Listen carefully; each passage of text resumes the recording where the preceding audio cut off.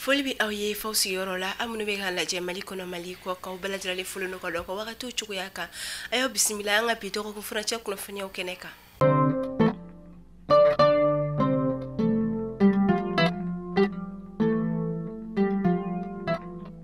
Kunnafoni daminɛ an ka jamana état-major général des armées ale bɔra ka communiqué di bakɛ ka sanga ni an ka fintigilakaw ka lahalaya ani u ka baaraba kɛlenw ye. Communiqué min kɔnɔna la a y'a yira ko octobre kalo tile 19 san 2025 an ka jamana fintigilakaw ka wulikajɔ kɔni sera ka to Segu dugu dɔw kɔni kɔnɔna la ni o bɛ tali kɛ Sansuna ni o bɛ Joyila Masurunya la ni a bɛ fɛn min ka dɔn ka fɔ Dugabugu yɛrɛ kɛrɛfɛ Coyi Segu marabolo kɔnɔna la an ka fintigilakaw ka wulikajɔ sera ka to u ye dankari kɛ banbagaci wale tigilamaw la kungo kɔnɔna la yen nɔ min yɛrɛ la u kɛlen ka camp d'entraînement dɔ yɛrɛ kɔni sigi ala ma mɛ u y'o détruire ka bɔ yen nɔ. O communiqué kelen kɔnɔna la ko octobre kalo tile 19 tileganfɛla wagatiw fana na tuguni an ka fintigilakaw ka wulikajɔ sera k'a to temu ni o bɛ fɛn min ye Mbɛwani marabolo fana kɔnɔna la u kɔni dankari kɛ banbagaci wale tigilamaw la yen fana ko fana fɛn min ye Dugabugu fana u kɔni dankari kɛ banbagaci wale tigilamaw la yen yɔrɔ fana na min na fana u kɛlen ka kan sigi yen yɔrɔ fana na u y'o kan fana kɔni si la tunu. O communiqué kelen kɔnɔna la Segu marabolo kɔnɔna la hali bi an ka fintigilakaw ka wulikajɔ o don kelen kɔnɔna la fɛn min ye dugu min a f'u ma ko Baluwɛrɛ ni a bɛ Segu région kɔnɔna la ani Jakɔrɔ wɛrɛ u ye dankari kɛ banbagaci wale tigilamaw la ni yɔrɔ kofɔlen ninnu fana na an bɛ yɛrɛ la u kɔni ye u bolo minɛ caman sɔrɔ ani k'u daga yɔrɔ kɔni ka olu sinatulu ka bɔ yen nɔ an b'a fɔ la k'an ka fintigilakaw fanga ti ala ka jamana basigi.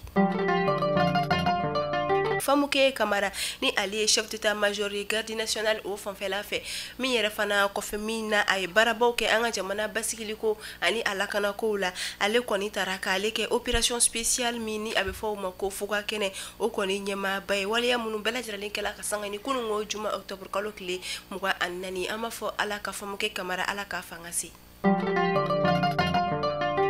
Essence ni o etaji o feereli kɔni interdilen no ni wagati na bidon olu kɔnɔna la min yɛrɛ laɲini tɛ dɔ wɛrɛ ye maa minnu kɔni bɛ essence ta ka taa feere sɔngɔ damatɛmɛ na ka se ka o kɛlɛ nka o kɛra dekunba ye ka ɲɛsin bololabaarakɛlaw caman ma ni o bɛ tali kɛ fɛn min kalalikɛlaw la fo ka taga se boulangerie-tigiw yɛrɛ kɔni ma ka d'a kan u ye a yira k'a fɔ u bɛ baara kɛ ni groupe de kɔni ye min yɛrɛ kɔnɔna la u bɛ gasoil de kɛ a la walasa u bɛ se k'u ka baara kɛ n'a fɔra ko gasoil kɔni tɛ n'a feere bidon na tuguni a ka gɛlɛn u k'a fɔ k'u b'u ka machine-mafɛnw ta ka taa n'a ye station service la ko ka taji kala ka tila k'a doni ka segin a ye ko kɛra sababu ye ka u ka baaraw yɛrɛ kɔni caman jɔ min yɛrɛ la jamana faaba fan caman na buru yɛrɛ kɔni tɛ ka feere boulangerie caman na min yɛrɛ la hali butigi caman tɛ ka buru fana sɔrɔ a sɔrɔli ko gɛlɛra o bɛ sababu wara taji ko sɔrɔbaliya o gɛlɛyaw la an b'a fɔ ala ka jisuma ka fura ye ala k'an bɔ a bɔda ɲuman fɛ.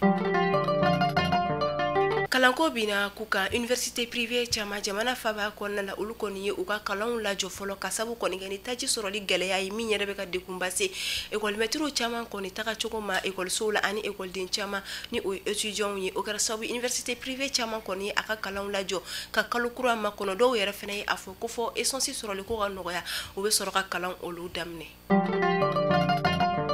Jawando service wulila deliko la ko kura aw bɛ Jawando service dɔn ni sojɔ terrain feere ka taa se topographie o n'a ɲɔgɔnna wɛrɛw ma Jawando service ka baara tɛ nin dɔrɔn ye dɛ Jawando service bɛ so plan ɲɛnamaw ni ka o bɔ ka di aw ma i ka plan b'i kunkolo kɔnɔ de a ɲɛfɔ Jawando service ye a b'a kɛ exactement a ka di ye cogoya min na wa ni plan yɛrɛ t'i hakili la plan dagabanaw de bɛ Jawando service bolo k'i ka so jɔ i n'a fɔ a ka di ye cogo min na k'i ka so jɔ i n'a fɔ a b'i kunkolo kɔnɔ cogoya min na Jawando service bɛ o kɛ aw ye o tuma aw bɛ ka mun de makɔnɔ plan de t'i kunkolo kɔnɔ walima i ka plan de b'i bolo a di Jawando service ma u k'a maquette ɲuman bɔ ni k'a d'i ma o t'a bannen fɛnɛ ye dɛ e maa min fɛnɛ bɛ yen nɔ k'i ka so jɔlen don dukɛnɛ fɛrɛlenba b'i bolo Jawando service bɛ i ka dukɛnɛ dilan k'a cɛ ɲa i n'a fɔ a ka di ye cogoya min na ka décoration ɲɛnamabaw ni ka olu kɛ a kɔnɔ aw ɲɛ bɛ ja minnu tɛmɛtɔ la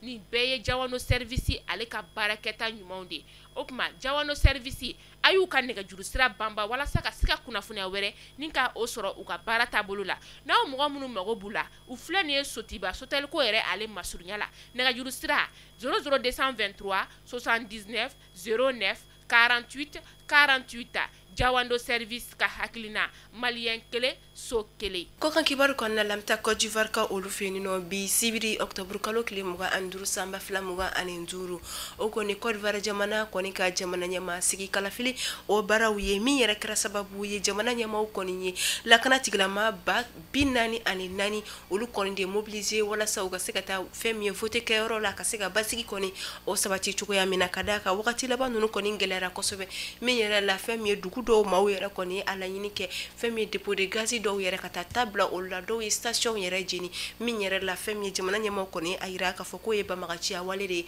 kasega election ko ni ke aketo nyuma basiki ko na la u ko ni fintigla kama babina ni ani nani ko ni mobiliser kasega la kana ko ni sabati mali kuna funi bolo sala jaba ko aw kulo garsike karani kuna funi adama dama ne bi anga bamananga kuna funi ya konna la amba fo aw kala meli ko nyumana aw kambe anyogona were ala kan shejo ko makono kanga jamana basiki